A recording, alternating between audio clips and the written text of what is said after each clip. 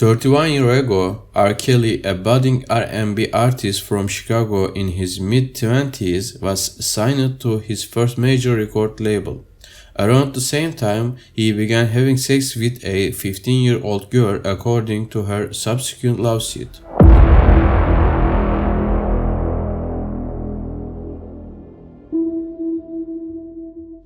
The accusations mounted over the decades. They grew increasingly heinous. They spilled into public view. Still, the singer, who became a superstar, leaned on his fame to mask the predator under the persona and to shield himself from consequences.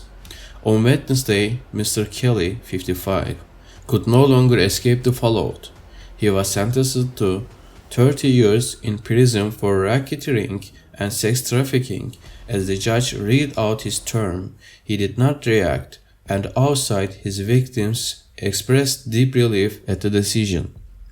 The sentencing that followed a September conviction culminated Mr. Kelly's staggering downfall from a chart-topping hitmaker known as the King of R&B to a pariah whose musical legacy has become inextricable from his abuses.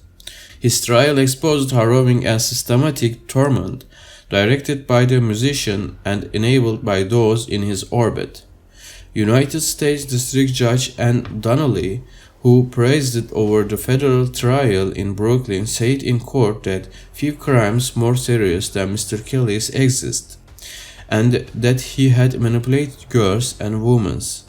"You taught them that love is enslavement and violence," the judge said, recalling the scenarios be created to wreak primal humiliation on them. "This case is not about sex, it is about violence and cruelty and control," Judge Donnelly said. "You had a system in place that lured young people into your orbit, and then you took over their lives." Mr. Kelly's lawyer, Jennifer Bonjean, said outside the courthouse that she would appeal the sentence. She had sought 10 years. Mr. Kelly was prepared for prison, she said, but has regrets and is sad.